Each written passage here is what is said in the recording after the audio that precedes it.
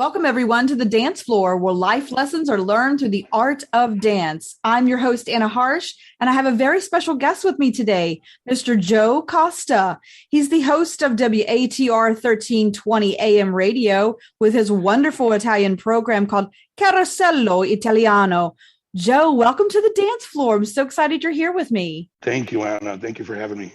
Joe, can you tell my listeners just a little bit about your journey? Like, how did you get into broadcasting on radio stations? Special hello to all your listeners. To answer your question, it goes all the way back to around 1991 and with my father. He passed away. His name was Joe Costa, and he was very involved, much more so than I, in the Italian community here in Waterbury in the Connecticut area.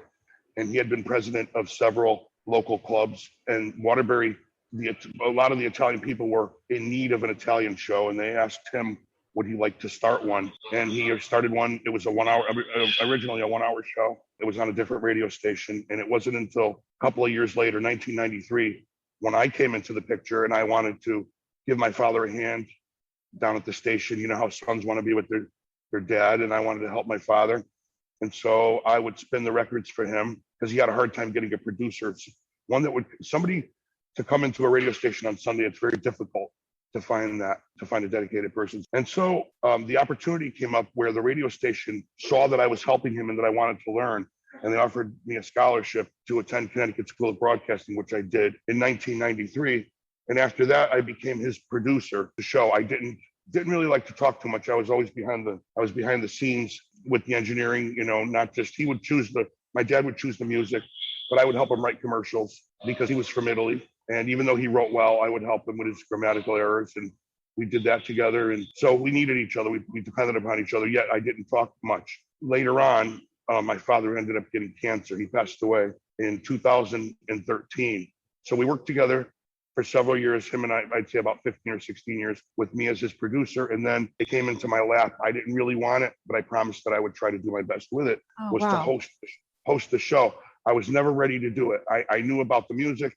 I knew about how to run the board, but as far as hosting the show, I found that to be a particular challenge. So as time went on, I just had no choice. I had to do it. I took the show and molded it my way. It's still like he did it, but it's sort of with my spin on it because I introduced more modern music to it. But it's what the listeners asked for, and they continue to ask for. And we thought, my father and I, when he was alive, we discussed, do you think the show is going to run its course? Everything in life has a beginning, a middle, and an end. And we often thought, sure, could we be at the end? How is it doing? But in 2009, our show began to stream online, and that's when it began to gain momentum.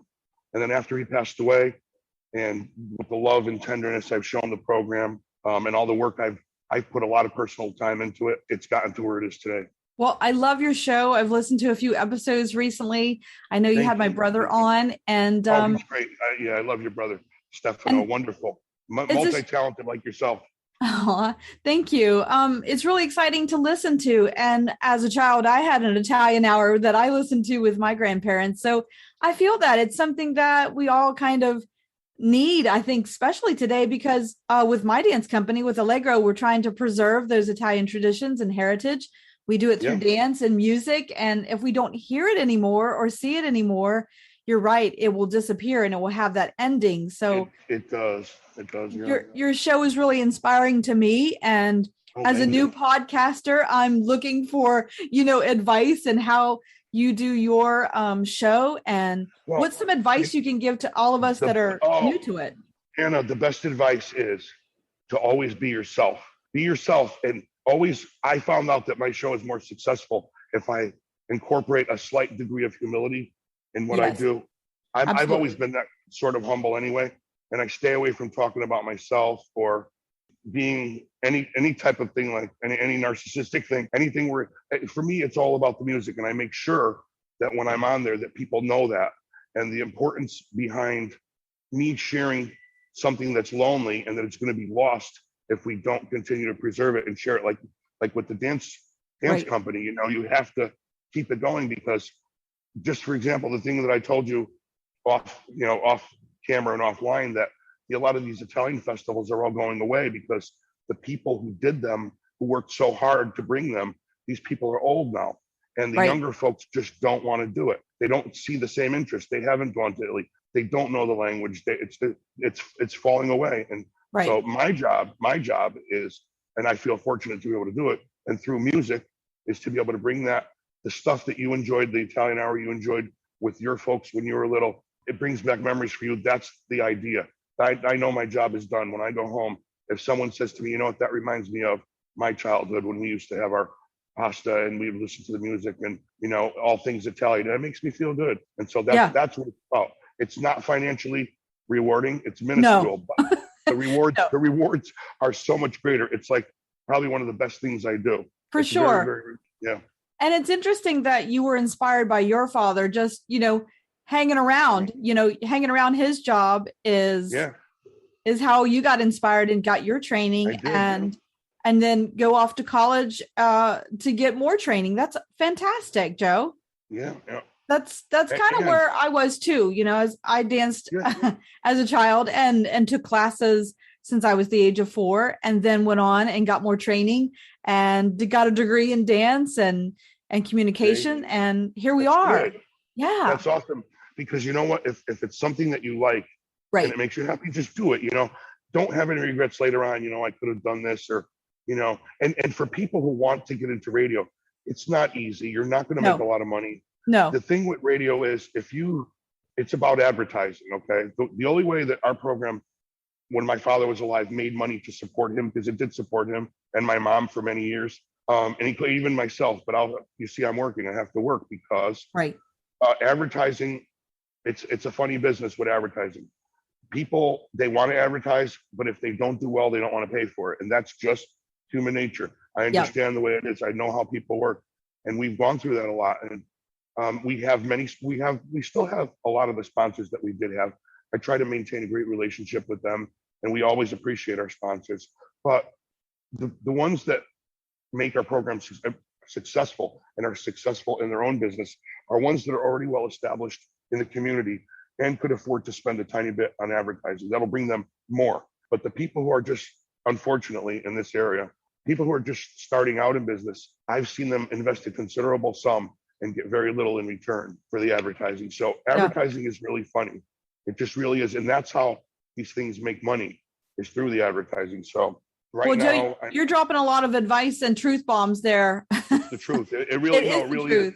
You're right. And speaking of advertisement, we're going to pause right here, Joe. And when we come back, I'd love to get your thoughts about what inspires you in life to bring to your radio station. So after the commercial break, let's talk about that. Okay. All right, everyone. We'll be right back with Joe Costa.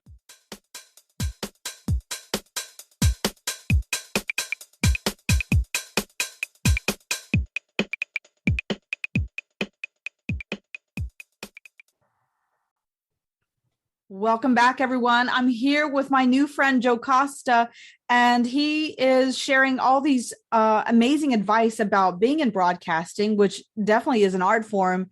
I know that I'm doing my best, but I'm new to it as well. So, Joe, what inspires you for your show? Like, how do you get your themes maybe for the show? Well, this is the funny thing. And what I do is I spend quite a bit of time getting the show ready, because it's just me that does it. So there's a lot that goes into it. I wear many hats. So then you know. And so what it is I have to, in fact, when I get off with you, and if I still have time, and I'll start a little bit later, and I usually do this already. I usually try to do this by Tuesday. I go to my song list from the week before, and I try to go through it very carefully, and I make sure that the list that I'm going to get for the next week, you know, minus whatever requests people have, I make sure that the list is fresh, and that they're always, I know Italian music is old. A lot of it is old that people like, but there's so much of it that you can really never have the same show twice. I mean, you could find beautiful gems, and I bring them out and I undust them and I play them and I present them for people, and people like that, you know? So that's what I do. I make sure that I have a fresh list for and on Saturday, I will listen to it and make sure that it sounds all right, because I know it sounds a little bit anal, but I have to make sure that the music sounds right in the correct order, because when I come out of a commercial, I like to play it. It's really like, if you listen to it, I don't talk about how it's set up except for now, But when I come out of a commercial, I like to have a really inspiring song, bam, to hit you, because a lot of it is emotional. Our Italian music is great emotional cure music. If you have something that's ailing you, you listen to that. I've not gotten over, but dealt with the death of my father. I had to go on the air. He was buried on a Saturday. Business as usual. I had to be on the air Sunday morning, but I was able to do that. I'm able to do all those things because I find just great inspiration in doing it. I dove into it completely, and I don't know it all. I'll never know it all, but I'm just learning as I go, kind of like you. Yeah. And I still feel brand new doing it, if that makes sense. But that's what keeps you going, and that's what keeps it fresh. And I think that's what keeps us all coming back to our art forms, because we love it so much. It's not work. We put so much time and passion into it that it pours out and you can see it. And then I tell everyone there's two versions of my show, the live version that you hear on Sunday when you tune into it. And then there's the version, because after that, what I do is I bring the show home on Sunday. It's a very busy day for me. On Sunday after the program, I spend about 4 or 5 hours and I comb through the audio and I clean up as much as I can of the uhs and ahs and spaces, So that way, when the show goes into archive, when I listen to it on Monday morning, which I do every week, I like to listen to it from a listener's perspective. And that way, by air checking it, I can find out what I don't like about it and then correct it for the next time. So that way, it just gets a little better. I mean, how much better can it get? But I try to keep it good and interesting for people. I do the same thing, Joe, with dance. I do the same thing when we have dress rehearsals and things like that. I comb over it. I watch it. And, what can I make better? What can I give feedback, to clean up? And, okay, girls, let's do that transition a little bit better. How we go off stage, on stage. So in and out of your songs, I'm sure you think about those transitions as well. Oh, yeah. And what feels good. Yeah. And what feels good. If it feels good, I'm lucky that I have a decent, I'm not the best, but I have a decent ear for music. And what it is as I listen to it, I'm thinking, that sounds really good. This would sound great with this song, because they sort of have one begins on one note and ends on this ends on a C, this begins on a C. This is beautiful. And then that's what goes into it. That's the planning because it's not just my father. Just what he used to do is he'd go in his office, he'd pick out some records, he'd write it down on a pad what he was going to play, and he'd bring it in there for Sunday. And he'd mix it around a little bit. And so that was successful. But sometimes, to me, the songs sounded like they didn't go together correctly. When I think you're telling a story through your show too, you want to have some kind of thread and a story. And I do the same thing. Where do we need a softness? Where do we need a pickup? Something that picks you back up. So you're right. We're all telling stories in different ways: music, dance, radio, all kinds of things. And I think that's another great piece of advice for those out there that are creating their work, no matter what they're doing, is tell your story. Be true to who you are, like you said. Yeah, stay true to yourself is the biggest thing, because you know what? You're not going to feel like going every time. I mean, I do now, because what I do is I have a little secret is I go to church first, and I usually feel really uplifted, so I can go directly from mass right to the program.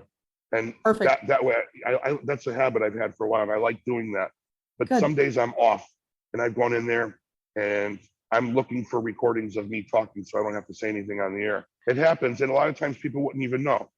But that's just the way it is. We're human, and some days we're just having a bad hair day. And I've gone in with a Christmas show planned, and the night before, somebody kicked the wires out of the computer by accident. Like, they tripped over these wires, and it like pulled the wires out of the on-air computer. And I went in there, and I was so ready to do my Christmas show. I was so ready and so excited, and I got in there, and all of a sudden I thought I was going to have a heart attack. Everything was wrong. I had all the Christmas advertising that had to be done live, which I was depending on having this thing on the computer so that I could let that do its own thing. I could play the music here. But when you're operating a CD player and doing live commercials, you can get very, very busy. It can be very busy. And the board, I tell people, the board at the radio station is kind of like flying an airplane. If you are not paying attention, that's right, you can crash the plane. You will definitely crash the plane. If you are on the phone, and your song is ending, you have to be mindful of all these different little things. And that's what can make it difficult. But luckily, after all this time has gone by, that became second nature. So I have to focus more like now on the hosting part of it. That's where I was always lacking. So it's always something. I run in the same thing with my shows. Like, you have to pay attention to this. Like I said, I wear a lot of hats. So I'm mindful of costumes. I have to be mindful of lining up the dancers backstage, and mindful now of the crowd, and mindful of, all these things you're thinking about at the same time while I'm dancing. So and then you're seeing something going wrong, and you're like, oh my God, and you can't fix it. You can't fix it. Or you can just try your best to not let it happen the next time, Well, it's interesting. You have an immense lifetime worth of advice, and I appreciate your time today. Can you please tell us, where can we listen to your amazing show? Anna, thank you so much. Our show is heard live every Sunday morning on the East Coast of the United States. WATR, 1320 AM, 97.7 FM. And what's especially important is WATR.com, because that's our worldwide stream. You can listen to us on TuneIn, Streama, any place where you can hear live music online, you can find WATR.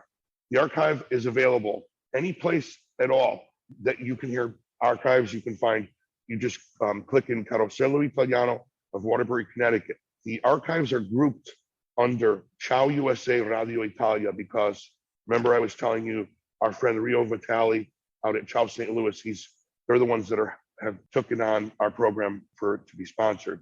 Our radio station didn't do that. It was an outside source, and I want to thank them over at Ciao St. Louis, and especially Rio Vitale, and of course the Toronto's leading digital Italian newsletter, and that is grandangolata.com, for all their help in keeping our archives up there for people to enjoy, and they're free.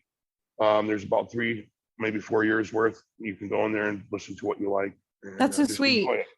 WATR.com. And I want to do a little shout out to Tony Morota for introducing us.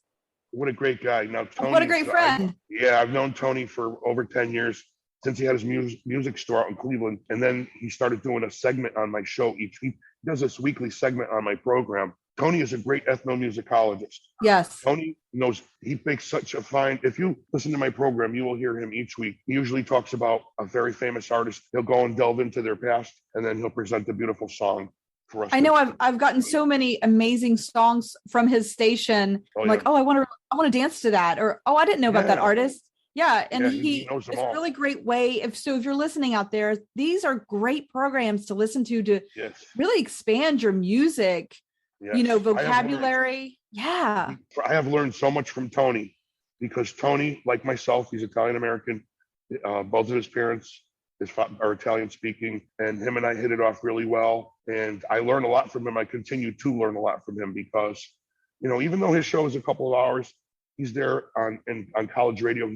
He just knows so much about it. And he's really like my mentor in the field. I love talking to the guy. He's great. Joe, I look up to your kinds of shows for inspiration for myself, not only for my show, but just as a person.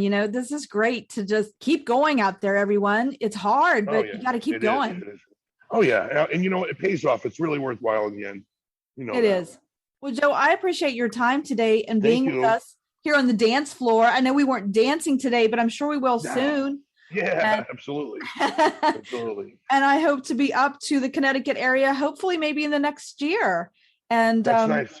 I'd love to see the area. Please come up and be a guest on our program. We'd love to have you. Absolutely. And I will have in the program notes, everyone, WATR.com, so you can listen to all of this amazing stuff from Joe. And I'll have it in my program notes, so they can click on it and listen to it. Thanks so much for joining us today on the dance floor. And don't forget to like, share, and subscribe, everyone. I'm your host, Anna Harsh. And until next time, keep dancing and moving on the dance floor.